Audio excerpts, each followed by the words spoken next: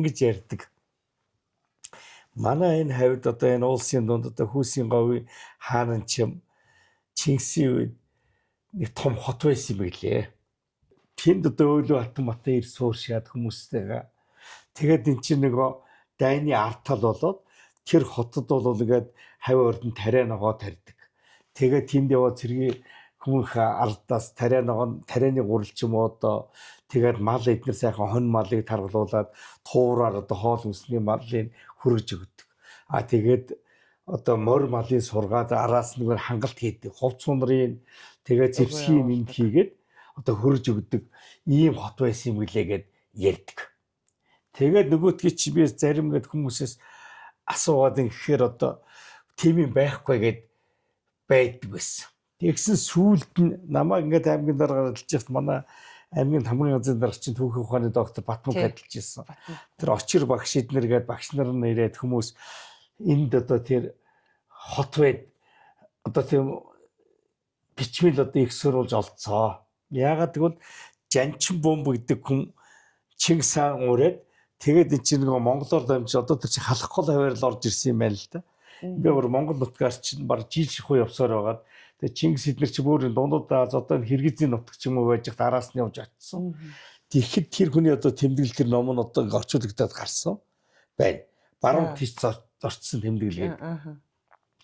Тэгсэн энэ одоо Хамтай ширийн нурууг даваад одоо тэр Чанга хотод 3 сар болоод өвөл. Тэгээд ийшээ галтаа бол ингээд цасаар хаагаад тэр хүчин цас их ордог байж. Тэгээд тэнд одоо хотод ингээд 3 сар хүлээж байж байгаа. Тэгээд Чингисийн араас явж Чингистэй ч уулзсан. Тэгээд тэр хот бол ингээд бас эрдэнэ Монгол нутгатайгаа томоохон хотын одоо нэг юм хүн амиг суурсан. Тэгээд аль болж тааруу тэр. Гэт тэр одоо тэр нөгөө Чанга хотно. Одоо тэр Жанчин бомбын тэмдэглэлээр одоо бичсэн байна шүү дээ. Тэгээд Чингистэй уулзаа Чингис тэр ингээд баримтаар байж байгаа. Тэгсэн сүүлд нь Япон Монголын эрдэмтэд тайсаар байгаад Чанга хотын туурыг олсон байна. Одоо хэдэн жилийн өмнө.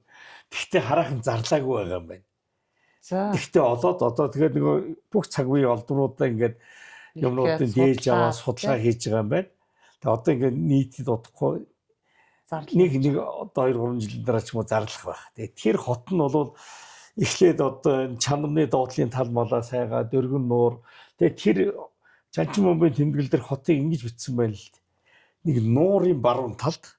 За. Баруун тал урдталт нь мөнгө цастай уултаа гэж бичсэн байна гэж. Тэгээд тэр үе чинь бол одоо бүхэл болоод мөнгө цастай болоод байж л тээ. Тэгээ нөөдөл чи хайгаад байсан чинь тэр нь болохоор яг дөргөн нуурын баруун талд байх нь тэгээ жаргалан тайрхнаа баруун тал бомбот тайрхнаа уртал гээд энэ байна гээд хайгаад тэгээд энэ хавьяас улмөр олдохгүй яваад байсан чинь одоогийн говьалтай шарга сумын шаргын цагаан нуур гэдгийн баруун талаас тэр хотынхын төр газрын дор метр орчмын доороос байна гэдэг. Тэр юмнууд нь байна гэнэ. Тэгээд нэг том шавар одоо бурхан Жанараас юм бурхны хүртлийг гаргаж ирсэн байна гэдэг. Тэгээд тэр нь бол ингээд эвдрээд яг хөө тийм бурхан одоо босгож ирсэн байна л да. Тэгэхээр тэр дээрвийн гөгсчүүлийн ярьж исэн тэр зүйлүүд бол хэдийгээр цааснаар бичигдээгүй ч гэсэн тэдэр яг дээд үеэсээ одоо юу мэдсэн түүхээ тэр хүмүүсэд одоо дамжуулж ийн гэдэг чухал. А тэгтээ тэр одоо ярьсан болгоны одоо бас ил болгож болдгүй юм байна л да. Тийм байна. Манай одоо энэ дөргөн нуурын цаатлын энэ Монголын их хэлс байгаа шүү дээ. За энэ хавьд ингээд Чингис хааны үед одоо зэвсгийн сэлэм одоо төмөр хайлуулад энд хийж исэн юм гэлээ. Сэлэм зэвсгийн хийж исэн. Одоо тэр нөгөө ном сумных нь уртлын одоо зэв гэдэг биш төмрөөр тэрийн одоо ингээд бамбай тэгээд одоо сэлмийн нөгөө хөө хоёмойг биш хайлж хийж исэн юм гэлээ гэд ярьдаг итгэхгүй байгаа шүү дээ. Тухайн үедээ ч бай. А дараа нь ч гэсэн бүр том болчоод итгэдэггүй. Тэгээд ааваас асуулаа. Бүр сүлд нь одоо 90 гэдэн гараад. Та бидний баг байж хат одоо ийм улсуу сарангүй ах махта байда хөшаава тамана умба хөшаавгээд хүндтэй тэр хүмүүсээ хөшаавал гин авах нагцсайхаа. Тэд та нар тэгж ярьдаг байсан. Тэр одоо тэр төмөр өмөр хайлж байгаа тэр та мэдгүй гэсэн. Би нэг очиж исэн. элсний саатлын дээр хонхуудад байдаг тийм одоо гал мал төлж исэн юмнуудын үлдэгдэлтэй төмөр өмрийн юмнууд байдаг гэдэг. Тэгээ нөгөө газар заалгаж аваад би 90 гэдэн шандунд байж зөөрөөд очиж явжсэн яг тийм газар байна шүү. Тэгээ бүр тэр чин тэр хонхруу дотор нэлсэн манхан дотор чи хонхор тогоош хонхрууд байгаа. 2-3 газар тэр юм байгаа. Тэгээ одоо сүүлийн үед хүмүүс очдөг болоод тэр нүдэнд харагддаг тэр төмрийн ингээд хайлаад өрөөд үлдээсэн хүмүүс их хор одоо элсэн дарагдан дээр чинь заримдаа тодорхой гараад ирчихсэн. Тэгээ тэр нүүрс төлж байгаа нэг тийм нүүрс нэг дутгуй шатаад яатсан нэг кокс чинь гэлцсэн болцсон байд. Тийм юмнууд байдаг хүртэл байсан.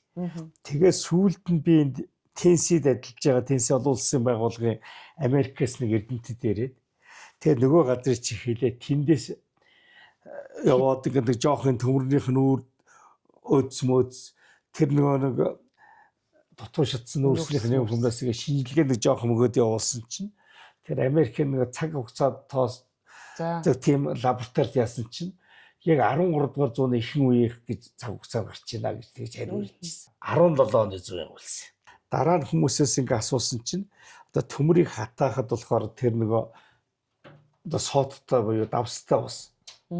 Орчин үед л нөгөө ажилласан машины маасалд хүртэл дүрж штэ. Тэгэхээр тэр халсан элс рүү хүртэл ингэж яаж одоо төмрийн сайн хатыг л тааруулдаг юм байна л да.